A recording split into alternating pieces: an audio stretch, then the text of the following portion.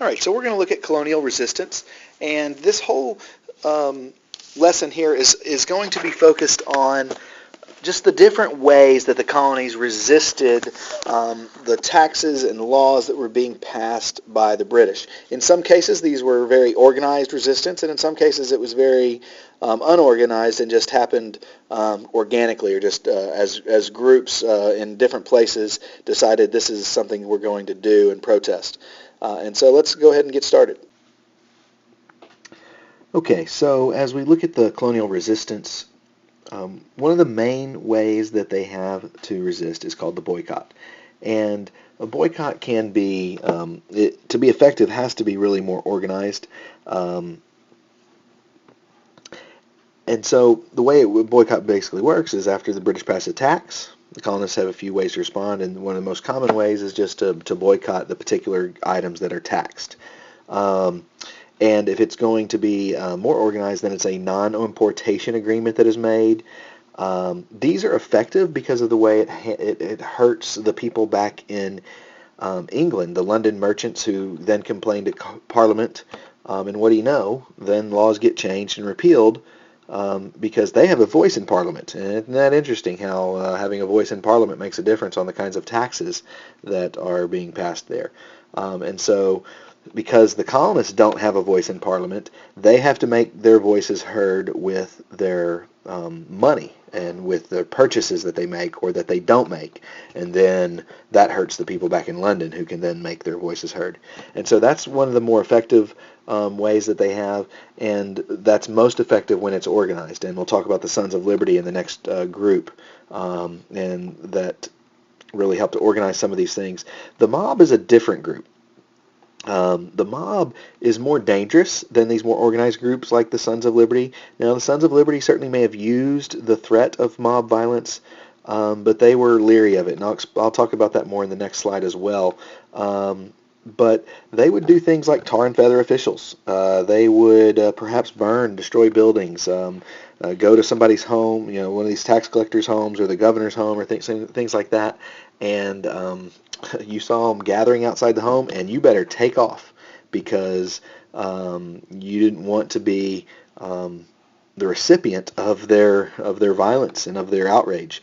And they would protest outside Customs House. That's kind of what was going on at the Boston Massacre when the Boston Massacre happens. And so the mob is much more dangerous. It's perhaps organized in some cases, but often maybe just it's not as organized as like the Sons of Liberty would be.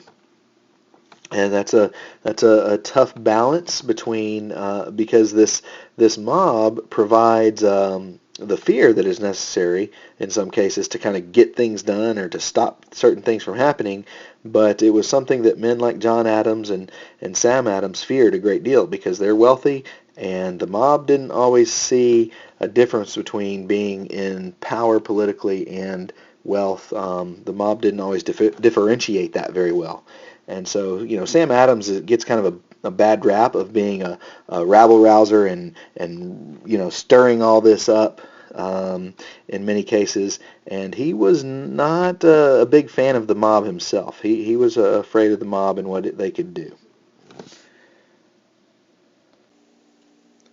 And the Sons of Liberty they're people that are organizing. They're definitely organizing boycotts. They're most powerful and they were most organized during the 1760s in opposition to the Stamp Act. And Samuel Adams is the most famous member of the Sons of Liberty, one of the leaders of this organization. And they're formed to protect the colony's rights. They're trying to decide how to best defend the colonies. And they are somewhat concerned about some of this mob violence. Many of them, because these are some of the wealthier members of society, and the mob is not always very careful to distinguish between wealthy governors and wealthy people within the government and other wealthy members of society that aren't specifically within the government. Somebody like John Adams, who's a lawyer that defends soldiers, very easily could have seen the mob turn against him by him being willing to represent the soldiers at the Boston Massacre. So the Sons of Liberty are a little more conservative in dealing with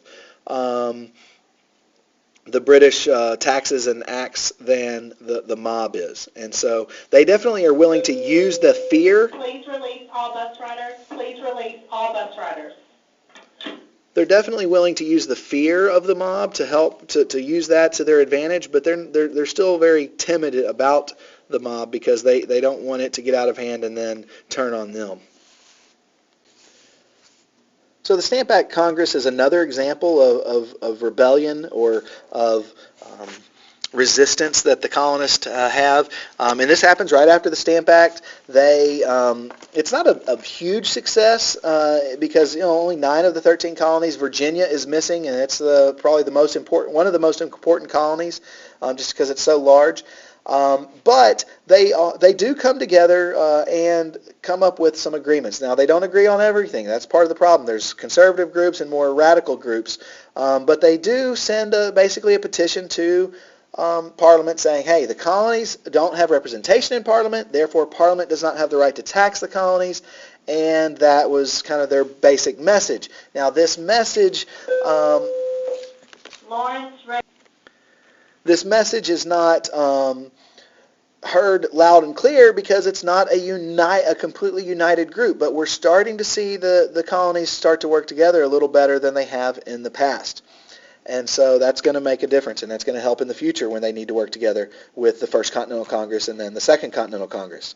So that's the Stamp Act Congress, and that was in response to the Stamp Act. And then finally we have committees of correspondence. In each colony, the committees were meant to inform the voters of the common threat faced by all the colonies. And so that information would come into the cities, these port cities and things like that. But then the committees of correspondence would disseminate that out into the rest of the colony, which is actually where most of the colonists live, because the country, the countryside, had more people. It wasn't obviously if it's not more people than a city did, but the cities were relatively small. The population in general was small, and so most people were spread out in the countryside. And then these committees of correspondence would also often help to coordinate responses to the different events that are going on and suggest, call for meetings and what have you. And so this was one of the main ways. It almost starts to act as a government in many cases.